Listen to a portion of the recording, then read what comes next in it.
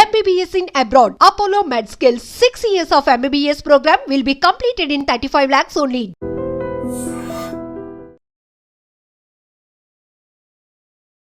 నమస్కారం, welcome to I dream. ధర్మ మార్గం విత్ విజిత కార్యక్రమానికి స్వాగతం.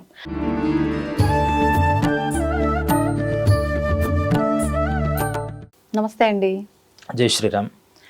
శ్రీరామ్ గారు, మనం క్రిందటి ఎపిసోడ్లో గరుడ పురాణంలో భాగంగా ఎటువంటి పాపం చేస్తే ఎటువంటి శిక్ష అని తెలుసుకున్నాము. దాంట్లో కొన్ని మనం జాగ్రత్త పడేవి ఉన్నాయి, కొన్ని మనం ఫార్వర్డ్ అవ్వకుండా ఆపేసుకునే ఉన్నాయి, ఇప్పటికిప్పుడే దాన్ని సాల్వ్ చేసుకునే కొన్ని ఉన్నాయి. ఇంకా అటువంటివి ఏమున్నాయి గరుడ పురాణంలో, వాటి గురించి తెలియజేయండి. ఈ రోజుల్లో చాలా అందరూ తెలుసుకోవాల్సిన ఒక మహాపాపం ఒకటి ఉంది. అసలు ఆడపిల్లని చూస్తే రేపో మాపో మరణించేటటువంటి వ్యక్తి వరకు కూడా అదొక భోగ వస్తువుగా అందరూ ఫీల్ అవుతున్నారు. వావి వరస అనేటటువంటివి పూర్తిగా పోతున్నాయి. చిన్నపిల్ల, పెద్ద పిల్ల, నెలల పిల్ల, చిన్న నెలల పిల్లల మీద కూడా వాళ్ళ దృష్టి వేరే రకంగా కనిపిస్తుంది. దీనికి గరుడ పురాణంలో చాలా వికృతంగా చెప్పారు.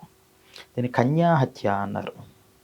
కన్యాహత్య అంటే చిన్న పిల్లల మీద చేసేటటువంటి అఘాయిత్యం కానీ, లేదా వాళ్ళని మనం ఇప్పుడు దానికి రకరకాల పేర్లు వచ్చాయి కదా, అలాంటివి చేసేటటువంటి కానీ, ఏదో రూపంగా మానసికంగా శాడిజం చేస్తారు కొంతమంది. వాళ్ళకి ఎవరికి ఇంట్లో ఎవరికి చెప్పుకోలేరు పాపం, లోపల చాలా క్షోభ అనుభవించి ఒక వయసు వచ్చిన తర్వాత వాళ్ళు చాలా నలుగురితో కలిసే పరిస్థితి కూడా పిల్లలకి కలగట్ల. అలా జీవితాన్ని నాశనం చేసేస్తున్న మానవ మృగాలు చాలామంది ఉన్నాయి. వీళ్ళందరికీ ఏం చెప్పారంటే వాళ్ళకి కుష్ఠరోగం వస్తుంది అన్నారు. కుష్ఠరోగం అంటే దాన్ని లెప్రసీ అంటారేమో, అటువంటి రోగం వస్తుంది.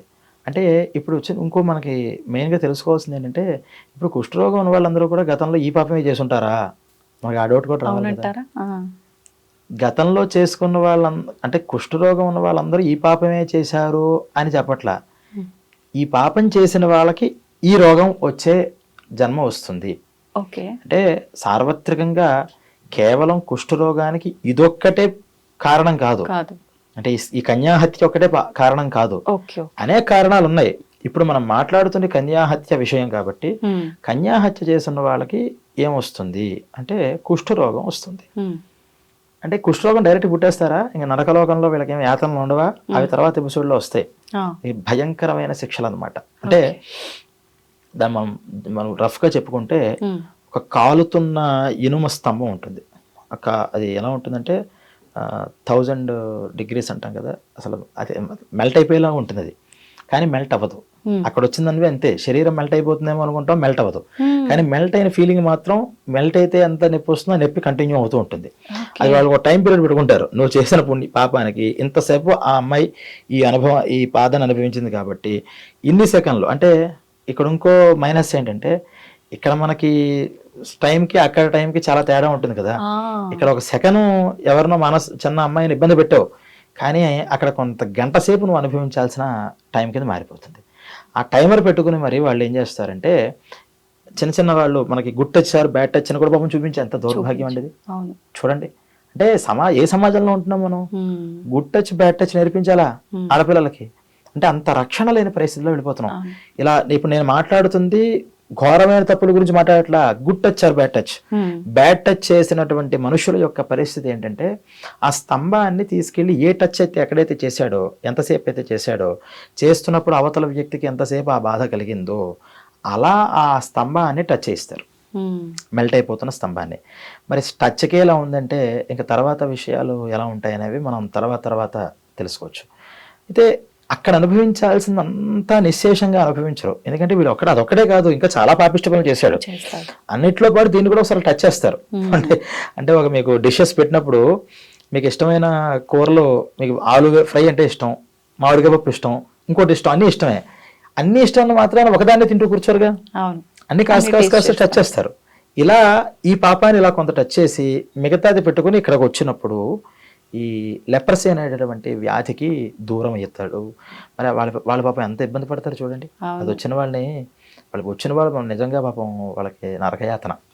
ఈ నరకయాతన అనే శబ్దం ఇక్కడ కూడా ఇక్కడ కూడా వర్తిస్తుంది. వర్తిస్తుంది. నరకంలోనే కాదు, అక్కడ కూడా వర్తిస్తుంది. సరే, అక్కడితో అయిపోయిందా అంటే ఇంకో పేరు చెప్పి శ్వపచులు అని కేవలం కుక్కల్ని చంపుకొని కుక్కల్ని తింటూ ఉండడం వాళ్ళ పని. ఫుడ్ ఉండదు వాళ్ళకి, కుక్కల్ని చంపుకుంటూ ఉంటారు, కుక్కల్ని పెంచుకుంటూ ఉంటారు, దాన్ని తింటూ ఉంటారు. పాపం వాళ్ళు ఒకానొక కాలంలో పర్వాలేదు, కానీ ఇప్పుడు ఇటీవల రోజుల్లో అలాంటి దగ్గర ఉండాలి అంటే ఎంత బాధలు పడుతుంటారు వాస్తవానికి చెప్పండి. అటువంటి వాళ్ళ కింద పుడతారట. అంటే వాళ్ళ జన్మ అంతా కూడా ఇంకా కుక్కలు వేరే ఆలోచన లేదు వాళ్ళకి, వేటాడుకోవడం వాటిని తినటం, ఇంకా అంతే పని వాళ్ళకి. అయితే ఇది ఈ జన్మ ఇలా అంటే ఇలా పుట్టాం, ఇలా అయిపోతుంది ఏంటి అని అనుకోకపోతే పర్వాలా, ఇప్పుడు ఎవరికి వాళ్ళు రాజే కదా. కానీ భగవంతుడు ఏం చేస్తాడంటే వాడికి పూలిక అనే ఒక దుర్గుణాన్ని ఇస్తాడు. వాడు ఆ జన్మలో ఎత్తి వీళ్ళంతా చక్కగా ఉన్నారు, నేను ఎందుకు ఇలా ఉన్నాను, నాకు ఇతపితే ఇంకోటి ఏం తెలియదు అని ఏ రోజుకి ఆ రోజు క్షోభపడుతూనే ఉంటాడట. ఇలాంటి జన్మలు పరంపరగా ఎన్నిసార్లు అయితే ఆ తప్పు పని చేసావో అన్నిసార్లు ఆ జన్మను ఎత్తుతట. చాలా కష్టం. ఇప్పుడు చాలా మంది చాలాసార్లు చేస్తారు. ఈ చాలా సార్లు చేసింది అన్ని జన్మలు ఎత్తాలంటే, ఒక లెప్రసీ పేషెంట్ గానే ఓ జీవితం పుట్టినప్పటి నుంచి చివరి దాకా వెళ్ళాలంటేనే వాడికి తల ప్రాణం తోకొచ్చేస్తే అక్కడ అనుభవించి మళ్ళీ మరణించిన తర్వాత మిగిలిన బ్యాలెన్స్ మళ్ళీ అనుభవిస్తాడు పైన ఈ స్తంభాల దగ్గర, మళ్ళీ దిగుతాడు. ఇలా ఉంటుంది. అందుకని ఏంటంటే ఖచ్చితంగా ఇది కేవలం వాళ్ళకేనా అంటే కాదు, ఈ పాపం వాళ్ళకేనా కాదు.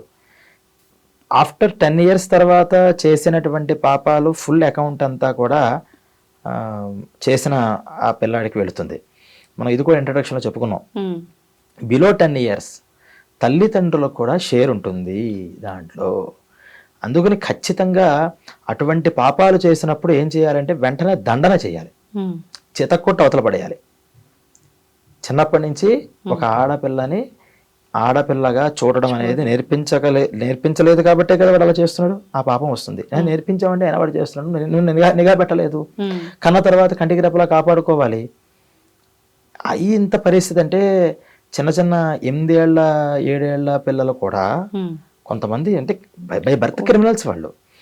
అటువంటి మైండ్ సెట్తో పిచ్చి పిచ్చి పనులు చేస్తుంటే పాపం ఆ ఆడపిల్ల తల్లిదండ్రులు కంప్లైంట్ ఇస్తుంటే, అమ్మా మీ అబ్బాయిని చిన్నపిల్లాడుగా కూడా సరిపోయింది, మేము కాబట్టి ఇలా అర్థం చేసుకుంటున్నాం, కొంచెం నేచర్ మార్చండి అని సలహా ఇస్తుంటే, మా అబ్బాయి అటువంటి వాడు కాదండి, మీ అమ్మాయే వెనకేసుకొస్తారు. ఈ వెనకేసుకొచ్చిన వాళ్ళు కూడా వాడితో పాటు మొత్తం అనిపిస్తారట. అందుకనే పరోక్షంగా కూడా పాపానికి మనం ఎప్పుడూ కూడా సహకారం చేయకూడదు. ఏమో చెప్పారు, నువ్వు కనీసం ఫస్ట్ వాళ్ళ నిందలే వేస్తున్నారు అనుకుందాం, పక్కన నైబర్స్ మనం అంటే పడతా నిందలు వేస్తున్నారు, సరే అని ఒకసారి మనం నిఘా పెట్టుకుని ఆలోచించుకోవాలి కదా. ఫస్ట్ ఊరికే వత్తాసు పిలికేస్తూ కూర్చుంటే నా కొడుకు కదా అని. ఈ తీరు వల్ల కూడా పిల్లలు సరైన పెంపకం లేకపోవడం వల్ల కూడా క్రిమినల్స్ తయారవుతున్నారు. అంటే ఆ దృష్టి లేకపోవడం, చిన్నప్పటి నుంచి చెప్తున్నా సరే ఎక్కడో ఎవరో ఒకరు చెప్తారు, పట్టించుకోకపోవడం. ఇది చిన్నప్పటి నుంచి తల్లులు నేర్పించకపోతే, వాళ్ళు నేర్పించినా వాళ్ళు చేశారు అంటే ఆ పాపం వాళ్ళ అకౌంట్లోకి వెళ్ళిపోతుంది. నేర్పించకపోతే నేర్పించినందుకు గాను వాళ్ళతో పాటు ప్రతి స్తంభం దగ్గర ప్రతి జన్మలోనూ అనుబంధ జీవులుగా వస్తుంటారు వీళ్ళు. ఏ జన్మలో ఏ అనుబంధం ఉందో, నా మీద ఎంత దీంతో ఉంటాం, ఇదే అనుబంధం, పాపానుబంధం ఇది. ఈ అనుబంధం వల్ల ఏమవుతుందంటే వాడు కుష్ఠరోగి కింద పుడితే ఆ కుష్ఠరోగికి సేవ చేసే వాళ్ళ కింద వీళ్ళు పుడుతూ ఉంటారు. వీళ్ళు ఎవరైనా ఆనందంతో చేస్తాడు సేవ, ఇబ్బంది పడుతూ ఏంట్రా నా జన్మ అయిపోయింది, వీడికి ఇలా చేయాల్సి వస్తుంది, తిట్టుకుంటూ వాడిని తిడతారు, వీళ్ళు తిట్టుకుంటూ ఉంటారు. వీళ్ళకి అదే జన్మ. అందుకని పిల్లల్ని కనేయడం కాదు, కన్న తర్వాత చాలా సక్రమంగా చూడాలి. అందులో ఇటీవల కాలంలో ఇది బాగా పెరిగిపోతుంది, విపరీతంగా పెరిగిపోతుంది. ఎందుకంటే అంతా అశ్లీలం. టీవీ చూస్తే అశ్లీలం, ఫోన్ చూస్తే అశ్లీలం. ఆ అశ్లీలం యొక్క ప్రభావం చిన్నపిల్లలకు పాపం ఏం తెలుసు, వాళ్ళకి పాపం ఏం తెలియదు కాబట్టి అన్నీ తెలిసేలా చెప్పాలి, అన్నీ తెలిసేలాగా. అందుకనే మనకి సంస్కృతిలో కుమారీ పూజ అని చిన్న బాల పూజని పెట్టారు. చిన్న పిల్లలకి పూజ చేసి అమ్మవారి స్వరూపంగా చూడాలి. ఆడదే అంటే అమ్మవారిగానే చూడాలి. ప్రతి చెల్లిగా మాట్లాడాలి, చెల్లి అని మాట్లాడడం ఇవన్నీ పోయాయి. ఎంత దౌర్భాగ్యం అంటే ఎల్కేజీలో లవ్ ఏంటండి, యూకేజీలో లవ్ లెటర్ ఏంటండి, వాడికి ఏబిసిడీలు వస్తే ఫస్ట్ లవ్ లెటర్లు, దానికేం సంబంధం. ఇలా లవ్ సింబల్ వేసేసి పేపర్ పెట్టేసి ఇచ్చేస్తున్నారు, వీళ్ళేమో సరదా అని నవ్వుకుంటున్నారు. ఇది ఇక్కడతో ఆగుతుందా? అందుకని అంటే మనం ప్రతిదీ నెగిటివ్గా ఆలోచించాలి అని నేను చెప్పట్లేదు, కానీ ఖచ్చితంగా నెగటివ్ కోణం కూడా ఆలోచించాలి. ఆలోచించాలి. అందుకని ఈ శిక్షలు అనేవి దీనికి కన్యాహత్య అనేటటువంటి విషయానికి మనకి చెప్పారు. అంటే మొత్తానికి ఇవన్నీ సినిమాల రూపంలో ఏదైతే మనం వింటున్నామో ఇవన్నీ వాస్తవమే, శిక్షలు ఉన్నాయి నిజంగా, ఖచ్చితంగా ఉన్నాయి. అందుకని మరి ఇటువంటి దానికి ఏం చేయాలి, మరి ఆ కుష్ఠరోగి ఏం చేయాలి అంటే ఈ కన్యామణులు ఎవరైతే ఉన్నారో వాళ్ళని పూజ్యభావంతో చూడడం, చిన్నపిల్లల్ని వాళ్ళకి చిన్నపిల్లలకి ఏమి ఇష్టం, వాళ్ళకి ఒక చాక్లెట్ ఇస్తే, చిన్న ఆడుకునే వస్తువు ఇష్టం. సరే అసలు సమాజంలో దగ్గరికి రానివ్వరు కదండి. వాళ్ళు డైరెక్ట్ గా చేయకపోయినా ఇండైరెక్ట్ గా చేయొచ్చుగా. వాళ్ళ పాపం వెళ్ళి చేయడానికి అవ్వదు, ఇండైరెక్ట్ గా వాళ్ళకి చిన్నపిల్లలకి ఏం కావాలో అలాంటివి చేస్తుండడం. కనీసం మనస్సులో ఆడదాని విషయంలో ఇలా చేశానే, ఎంతమంది ఆడవాళ్ళు నా వల్ల ఇబ్బంది పడుతూ ఉంటారు అని అనుకోవడం. దీనివల్ల అంటే ఫర్ సపోజ్ ఆ లెప్రసీ పేషెంట్కి ఈ పాపం కనుక కారణం అయ్యి ఉంటే ఆ పశ్చాత్తాపం వల్ల ఆ పాపం అనేది పరిహారం అయ్యి తర్వాత జన్మల్లో ఇటువంటి జన్మలు లేకుండా ఉంటాయి. సరే మనపోటి వాళ్ళకి అవి ఇప్పుడు లేవు కదా అనుకుంటాం, కానీ సంథింగ్ ఏమో ఎక్కడైనా ఉందేమో కాబట్టి ఇది దీన్ని దృష్టిలో పెట్టుకుని అరే అలాంటి పాపాలు వస్తాయిరా కాబట్టి అలా వెళ్ళకూడదు అని మనం అనుకోవడం, మనకి పిల్లల్ని కూడా అలా మనం తయారు చేయడం అనేటటువంటిది దీనికోసం మనం చేసుకోవాలి. ఇప్పుడు అంటే శ్రీరామ్ గారు తెలిసి కొన్ని చేస్తాము, కొంతమంది వాడు తప్పు చేస్తున్నా అని తెలిసి కూడా వాడికి రైటు అన్న వేలోనే పోయి వాడు చేస్తుంటాడు. అసలు తెలియకుండానే కొన్నిసార్లు ఇలాంటివి చేసేస్తుంటారు. ఎలా చేసినా శిక్ష మాత్రం ఖచ్చితంగా ఉంటుంది.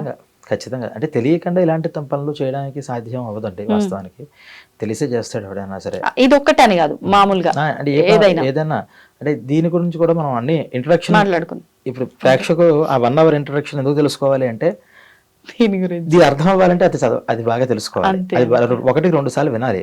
ఇదంతా రా మెటీరియల్ వినడానికి బాగుంటుంది, మళ్ళీ పాయింట్స్ గుర్తురావు, డెప్త్ అనే విషయాలు మనం మాట్లాడుకుంటున్నాం. అందుకని ఆ ఇంట్రడక్షన్ లో ఇది కూడా చెప్పాం. ఏ పాపం తెలిసి చేస్తే వస్తుంది, తెలియకుండా ఏ పాపం మనకు అన్ని పాపాలు తెలిసినా తెలియకపోయినా వస్తాయా అంటే కొన్ని వస్తాయి, కొన్ని సందర్భాల్లో రావు. అయితే మనకు తెలియదు. దానికి మనం ఒకసారి చెప్పినట్టు ఆ వీడియోలో మనం ఏం చెప్పామంటే డ్రైవ్ చేసుకుంటూ వెళ్తాడు, టైర్ కింద ఏదో పోయింది, అదేంటో పాపం పోయినట్టు కూడా తెలియదు. మరి అప్పుడు పాపం వస్తుందా అంటే రాదు. ఎందుకు రాదు?